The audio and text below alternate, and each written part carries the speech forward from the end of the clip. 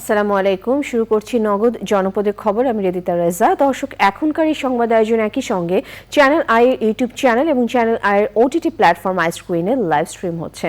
দেশের বিভিন্ন স্থানে আন্দোলনকারী পুলিশ ও আওয়ামী লীগ নেতাকর্মীদের সংঘর্ষে ৩৭ জন নিহত হয়েছে। নরসিংদীতে ৬ জন, বগুড়ায় ৫ জন, ফেনীতে ৫ জন, রংপুরে ৪ জন, পাবনায় ৩ জন, কিশোরগঞ্জে ৩ জন, মুন্সিগঞ্জে ২ জন, সিরাজগঞ্জে ২ জন, কুমিল্লায় ১ জন, বরিশালে ১ জন, সিলেট ২ এবং মাগুরায় ৩ জন নিহত হয়েছে। সংঘর্ষে আহত হয়েছে কয়েকশো ব্যক্তি। প্রতিনিধিদের পাঠানো তথ্য ভিডিও চিত্রে রাজীব আহমেদের রিপোর্ট।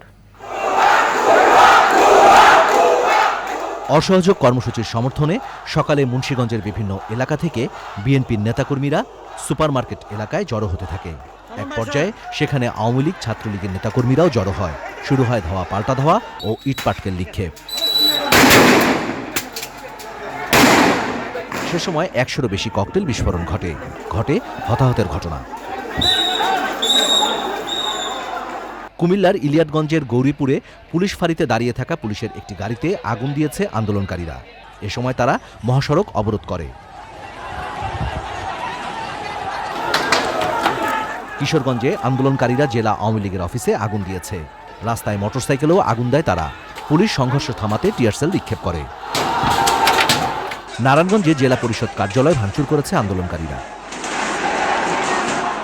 রংপুরে আন্দোলনকারীদের সাথে আওয়ামী লীগ ও অঙ্গ সংগঠনের নেতাকর্মীদের সংঘর্ষ হয়েছে। এ সময় আহত হয়েছে কমপক্ষে ৫০ জন। ঘটে হতাহতের ঘটনা। চাঁদপুরে আন্দোলনকারীদের সাথে আওয়ামী লীগের ধাওয়া পাল্টা ধাওয়ায় কমপক্ষে ৩০ জন আহত হয়েছে।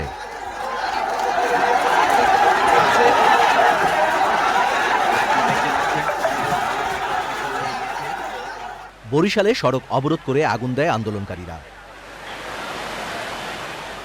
ঝিনাইদহে আন্দোলনকারীদের মিছিল থেকে থানায় ইটপাটকেল নিক্ষেপ, পুলিশ বক্স ভাঙচুর, পোস্ট অফিস সহ বিভিন্ন স্থাপনায় হামলা হয়েছে।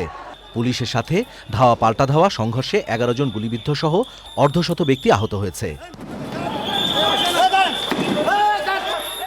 ব্রাহ্মণবাড়িয়ায় আন্দোলনকারীদের সাথে ছাত্রলীগের দফায় দফায় সংঘর্ষ হয়েছে। Rajib Ahmed, channel I. বিএনপি জামায়াতের দেশবিরোধী ষড়যন্ত্র, নৈরাজ্য ও সহিংসতার প্রতিবাদে রাজশাহীর সাহেববাজার 0 পয়েন্টে অবস্থান কর্মসূচি ও শান্তি সমাবেশ করেছে মহানগর আওয়ামী লীগ। রাজশাহী মহানগরীর বিভিন্ন সাংগঠনিক ওয়ার্ড থেকে নেতাকর্মীরা 0 পয়েন্টের অবস্থান কর্মসূচিতে জড়ো হন। মহানগরীর কামরুজ্জামান চত্বরে অবস্থান কর্মসূচিতে অংশ নেন city mayor AHM Khairuzzaman Liton. Rajshahi মহানগর আওয়ামী লীগের সভাপতি বীর মুক্তিযোদ্ধা মোহাম্মদ আলী কামালের সভাপতিত্বে সমাবেশে বক্তৃতা করেন রাজশাহী ৩ আসনের সংসদ সদস্য আসাদুজ্জামান আসাদ, মহানগর আওয়ামী লীগের সাধারণ সম্পাদক ডব্লিউ সরকার এবং সাংগঠনিক সম্পাদক আসলাম সরকার। এই সময় আওয়ামী লীগ, যুবলীগ, মহিলা লীগ, ছাত্রলীগ, কৃষক লীগ, শ্রমিক লীগ সহ আওয়ামী লীগের অঙ্গ সংগঠন নেতাকর্মীরা উপস্থিত ছিলেন। ফেনীর পরশুরামে 10টি স্থানে বাঁধ ভেঙে ৫৮টি গ্রাম প্লাবিত হয়েছে। পানিবন্দী হয়ে পড়েছেন হাজারো পরিবার। রাস্তাঘাট তলিয়ে যাওয়ায় জনদুর্ভোগ চরমে। স্থানীয়দের অভিযোগ, প্রতিটি বর্ষায় বাঁধটি ভেঙে গেলেও স্থায়ী সমাধানে কোনো উদ্যোগ নেয়নি কর্তৃপক্ষ। রবিউল হক রবির তথ্য ভিডিওচিত্রে আফরোজা হাসি রিপোর্ট। বছর ঘুরে বর্ষা এলেই উজানের পানিতে মুহুরী, কহুয়া এবং সিলোনিয়া নদীর বাঁধের বিভিন্ন স্থানে ভেঙে প্লাবিত হয় ফুলগাজী, পরশুরাম উপজেলার বিস্তীর্ণ অঞ্চল। নিঃস্ব হয় নদী তীরবর্তী মানুষজন। এবছরও প্লাবিত হয়ে ক্ষতিগ্রস্ত হয়েছে বসতবাড়ি সহ একরের পর একর ফসলি জমি। বার দিয়ে পানি আসে, এটা উঁচা করে বাঁধা দরকার। এটা বাঁধে বেরি বাঁধে যে বরাদ্দটা হয় এটা ঠাইভাবে তারা উঁচা করে বাঁধে না। আমাদের অনেক ক্ষতিগ্রস্ত হয়েছে।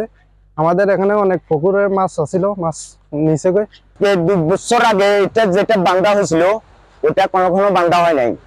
এটা ভালো কোনো বান্ধা হয় নাই। অনেক কারণে আমরা আজকে আবার এখানে দিই বাংলা হচ্ছে। ২ বছর আগে আবার একবার বাঁধছিল, বান্ধা সংস্কার হতেছিল ঠিক মতো, বান্ধা হতেছিল ঠিক মতো। পুরানো জায়গা দিয়ে বাংলা বান্ধাকে ঠিকভাবে বাঁধা হয় না। আমাদের এখানে ২০ তলার ধান ফসল সব নষ্ট হয়ে গেছে।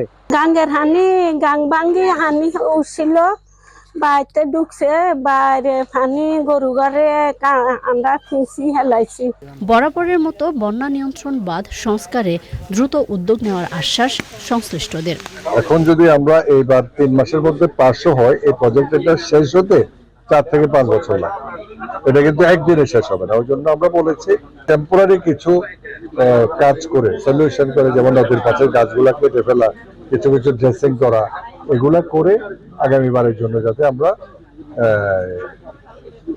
বন্যার প্রকোপটা একটু কমাতে পারি। তবে কেবল আশ্বাস নয়, জানমাল রক্ষায় টেকসই বন্যা নিয়ন্ত্রণ বাঁধ নির্মাণে কার্যকর উদ্যোগের দাবি ভুক্তভোগীদের। আফরোজা হাসি, প্রকৃতি ও জীবন ডেস্ক, চ্যানেল আই। এই ছিল নগদ জনপদের খবর। সবাইকে ধন্যবাদ।